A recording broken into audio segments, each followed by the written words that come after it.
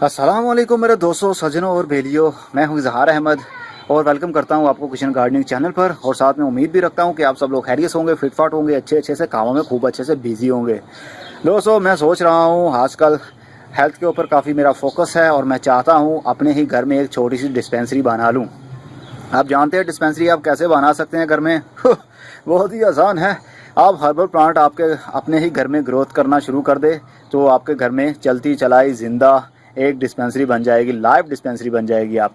तो मेरा आजकल फोकस होने वाला है हर्बल प्लांट के ऊपर भी। हर्बल प्लांट को लेकर मैं बहुत सी वीडियोस बनाऊंगा, बहुत से बेनिफिट्स भी आपको बताऊंगा। आप भी घर में उगाइएगा। इसके प्रॉपर्टीज़ बहुत ज़्यादा होती हैं, हर्बल प्रॉपर्टीज़, हर्बल मेडिसिन इसकी बनती हैं जिसकी। तो आज मैंने चूज़ किया है चाइव फाइन लीफ को। चाइव बेसिकली एक प्लांट होता है जो प्याज जैसा दिखता है, जिस तरह ये आपके सामने है। ये प्याज जैसे अनियन होता है, अनियन के ऊपर जो ग्रीन कलर की स्टेम्स होती हैं, कुछ इस तरह की इसकी शेप होती है। बेसिकली ये आलियम फैमिली से है। आलियम फैमिली वो होती है जिसमें प्याज भी आता है, जिसमें लहसुन भी आता है, हरा प्याज, हरा लहसुन, सेक्ट्रा सेक्ट्रा, ये उसी फैमिली से है। इसका कुछ टेस्ट भी अनियन जैसा ही, मतलब प्याज जैसा ही होता है। तो अब इसकी बात करते हैं हर्बल बेनिफिट्स की, देन हम इसकी सीडलिंग करेंगे। तो स्टे विद मी।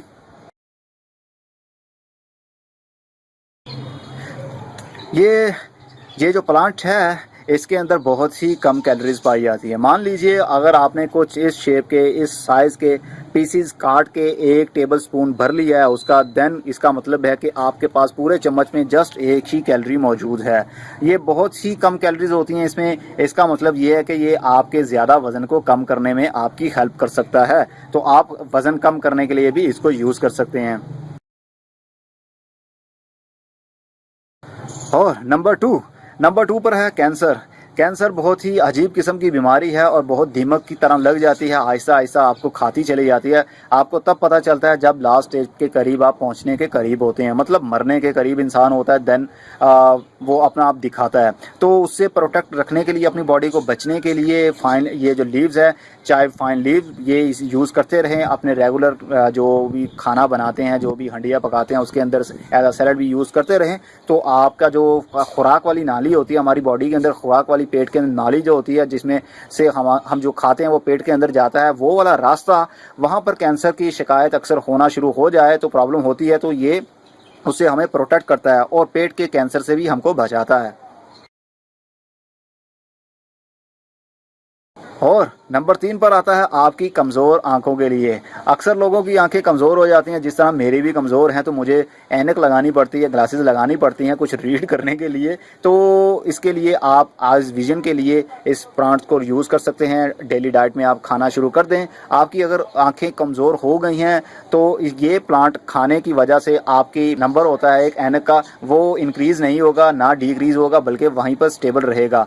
मतलब कि इसको यूज़ करने से आपकी आंखें ज़्यादा कमज़ोर भी नहीं होंगी और ना ठीक होंगी। मतलब कि ठीक के मुराद के पहले जवानी जैसी आंखें नहीं हो सकती, लेकिन ये स्टेबल रखेगा। ये प्लांट जब तक आप यूज़ करेंगे आपकी नज़र वहीं पर स्टेबल रहेगी, मतलब प्रॉब्लम नहीं होगी, आंखों में दर्द नहीं होगा, आपको चक्कर नहीं आएंगे, सेक्ट्रा। तो आप ये यूज़ कर सकते हैं। और नंबर 4 पर आता है आपकी हड्डियाँ।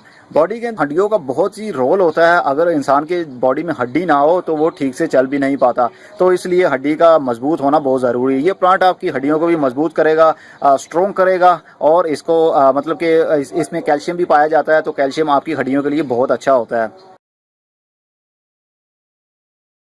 और इस प्लांट में एंटीऑक्सीडेंट्स भी हैं, मतलब कि इसमें कोलेस्ट्रॉल का लेवल कम करने की पावर भी मौजूद है। मतलब कि मान लीजिए आपने बाज़ार का बहुत सा खाना खा लेते हैं। अक्सर 95% लोग बाहर का खाना खाते हैं जो जॉब करते हैं, तो बाहर का जो ठेले पर लगा हुआ जो भी चिकनाई वाली चीज़ें, मतलब कि फ्राई चीज़, आलू पकौड़े, समोसे हम खा जाते हैं, चट कर जाते हैं, बहुत टेस्टी हमें लगते हैं, लेकिन वो हमारे पेट के लिए बहुत प्रॉब्लम करते हैं और हमारा कोलेस्ट्रॉल भी बढ़ता है, उससे ब्लड प्रेशर भी हाई होता है। तो ये एंटीऑक्सीडेंट्स में मौजूद हैं ये किल करेगा, वो फाइट करेगा। वो उन खानों से जो पूरा दिन सूरज की खुले में पड़ा रहता है, हवा में, खुले हवा में पड़ा रहता है, मतलब समोसे पकोड़े खुले हवा में पड़े रहते हैं और धूप में पड़े रहते हैं, वो हमारे पेट के अंदर जाके क्या काम दिखाएंगे।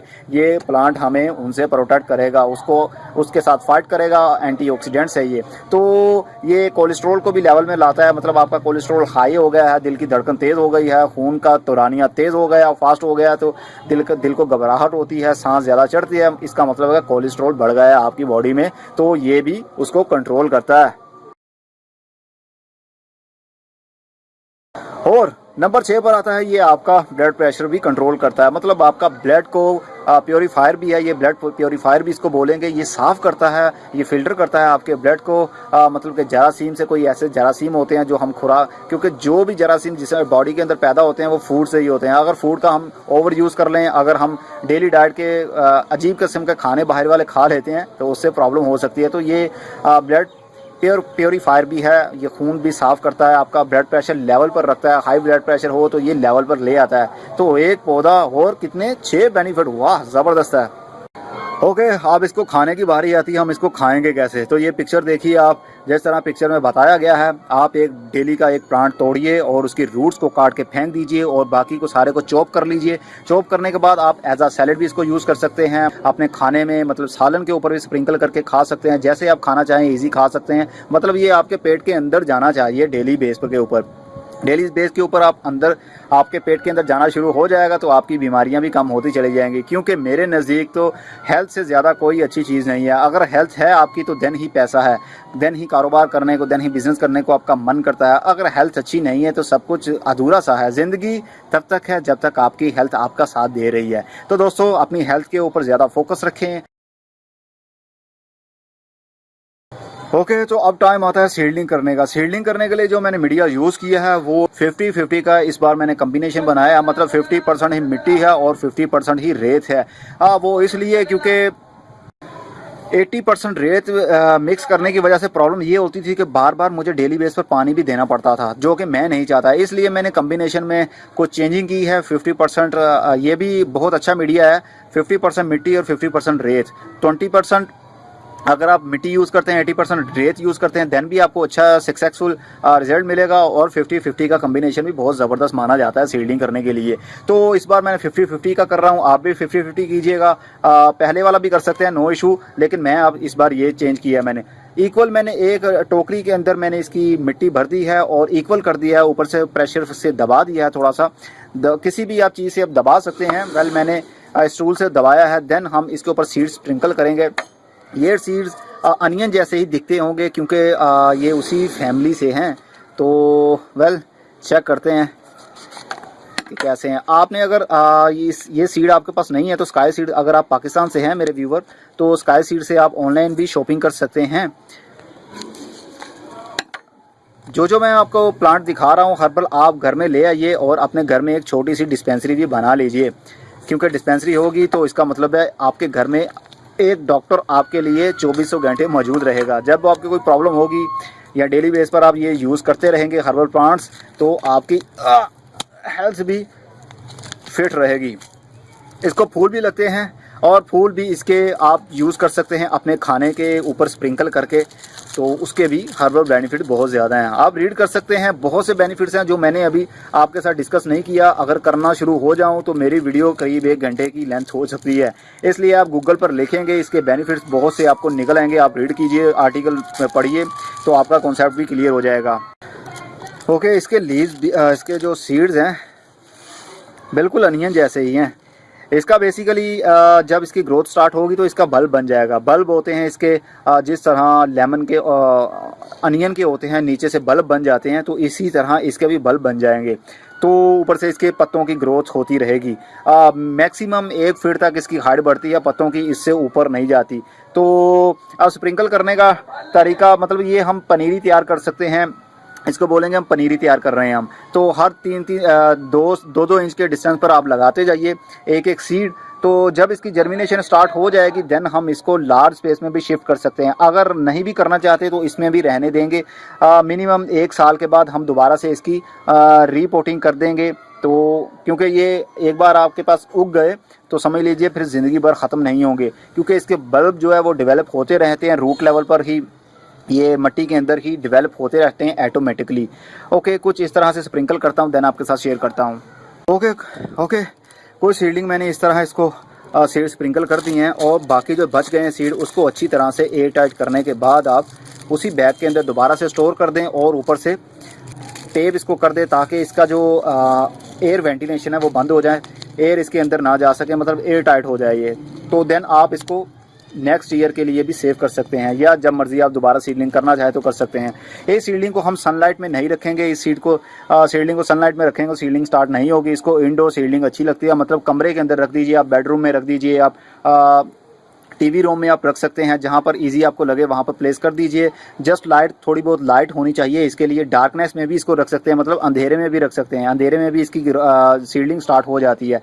तो इसको धूप में हमने नहीं रखना। तो अब मिट्टी ड्राई है, ये जस्ट 1% ही इसके अंदर मॉइस्चर मौजूद है, अभी ड्राई है। हम पानी न्यू तरीके से देंगे, जो मैं न्यू तरीका आजकल यूज़ करता हूँ। किसी ट्रे में पानी भर लेता हूँ, देन उसके ऊपर इस टोकरी को रख दूंगा, वो नीचे से पानी सक कर लेगा और ऊपर से पूरा गीला हो जाएगा एक बार। देन हम इसको उठाएंगे, टोकरी को उठाएंगे और इंडोर प्लेस कर देंगे, जहाँ पर सूरज के रेज नहीं आती होंगी, सूरज की रोशनी नहीं आती होंगी। अब इसको कवर करने के लिए वही मैं मीडिया यूज़ करूँगा, 50-50 का कम्बिनेशन, 50% रेत और 50% ही मिट्टी। इतनी लेयर ऊपर मत कीजिएगा, जस्ट चंद सेंटीमीटर की लेयर आपने करनी है ऊपर। जस्ट हम चाहते हैं कि सीड्स थोड़े से ढक जाएंगे। अगर ज़्यादा आप कर देंगे तो मे बी के जर्मिनेशन में प्रॉब्लम हो, सीड में इतनी पावर ना हो कि वो जितनी आपने मिट्टी के ऊपर लेयर फेंक दी हो उसके, तो वो उसको फाड़ के बाहर निकल सके। मैं इजी से इजी ज़ुबान यूज़ करता हूँ, इसीलिए आप लोगों को मेरा चैनल बहुत पसंद है। ये जो मैं लैंग्वेज यूज़ करता हूँ हर बंदा समझ सकता है, चाहे वो वेल एक्सपीरियंस रखने वाला एजुकेटर भी हो वो भी समझ आता है, और जो मुझ जैसा अनपढ़ हो वो भी समझ आएगा कि मैं क्या कह रहा हूँ। तो दोस्तों, इस चैनल की कम्युनिटी का हिस्सा बने रहें, बहुत कुछ सीखेंगे, बहुत कुछ सिखाएंगे, और आप भी मास्टर बनेंगे, मैं भी मास्टर बनूंगा, और बहुत जल्द मैं नर्सरी भी स्टार्ट करूंगा मजाक कर रहा हूं मैं, मेरे पास इतनी जगह नहीं है, अगर होती तो मैं नर्सरी स्टार्ट कर सकता था। ओके दोस्तों, कुछ अब इस तरह से इसको मैंने कवर अप कर दिया है। अब इसको ट्रे में रखने की ज़रूरत है। ओके, अब ये ट्रे मैं यूज़ कर रहा हूँ, इस ट्रे के अंदर मैं पानी भर दूंगा, और जितना पानी रिक्वायर होगा इसके अंदर ये सक कर लेगा। एक मरतबा इतना पानी दें कि जो ये टोकरी की मिट्टी है ऊपर तक, इसका मॉइस्चर ऊपर तक पहुँच जाए, इतना इनफ है। तो जैसे ही ये मॉइस्चर एक बार पूरा गीला कर देगा, देन आप इसका जो ट्रे का ओवर वाटर होगा वो ड्रेन कर दें, मतलब फेंक दे पानी, और दोबारा इसी ट्रे के अंदर टोकरी रख कर और आप इंडोर इसको प्लेस कर सकते हैं, जहाँ पर सूरज की रोशनी ना आती हो, मतलब डायरेक्ट सन रेज ना आती हो, धूप ना पड़ती हो। तो कमरे की अपनी जो रोशनी होती है, ट्यूबलाइट की रोशनी होती है, उसी में इसकी जर्मिनेशन अच्छे से स्टार्ट हो जाएगी। तो आप इसकी टैगिंग ज़रूर करा करें, जो भी आप प्लांटेशन करें, जो भी सीडलिंग करें, उसकी टैगिंग ज़रूर किया करें, जिस तरह मैं टैग लगा रहा हूँ। होममेड टैग बनाने का मैंने तरीका आपके साथ शेयर किया हुआ है, आप कैसे बना सकते हैं, ये भी होममेड टैग है जो मैंने खुद बनाया हुआ है। तो अब मैंने काउंटिंग नहीं की थी कि मैं कितने सीड्स मैंने स्प्रिंकल किए हैं इसके ऊपर, जितने भी हों, अब मैं इसको टैग लगा देता हूँ। बेसिकली टैग लगाने का बेनिफिट हमें ये मिलता है कि हमको याद रहता है कि हमने किस टोकरी में किस चीज़ की सीडलिंग की थी और किस डेट को की थी और कितने दिन लगे इसकी जर्मिनेशन स्टार्ट होने में। देन आपको एक्सपीरियंस हो जाता है, नेक्स्ट टाइम जब भी आप इसकी सीडलिंग करने लगेंगे आपको आइडिया होगा कि इतने इस महीने में हमने की थी और इतने दिनों में या एक महीने में जब भी सीडलिंग स्टार्ट हुई तो उसका क्या रिजल्ट हमें मिला था। आप दूसरों को गाइड करने के काबिल बन सकते हैं। ओके दोस्तों, उम्मीद करता हूँ आपको खूब अच्छे से समझ लग गई होगी और आप भी हर्बल प्लांट के ऊपर फोकस रखेंगे मेरी तरह। ओके दोस्तों, अगली वीडियो में फिर किसी नई इन्फॉर्मेशन के साथ मिलेंगे, तब तक के लिए goodbye, see you and tata, और अपना बहुत सा ख्याल रखिएगा। और हाँ, इसको बार बार पानी देने की ज़रूरत नहीं है, जब इंडोर रख देंगे तो ये बहुत जल्दी इनकी जर्मिनेशन स्टार्ट हो जाएगी, करीब एक हफ्ते तक इनकी जर्मिनेशन अच्छे से स्टार्ट हो जाएगी। जब स्टार्ट होगी तो देन आपके साथ मैं शेयर ज़रूर करूँगा।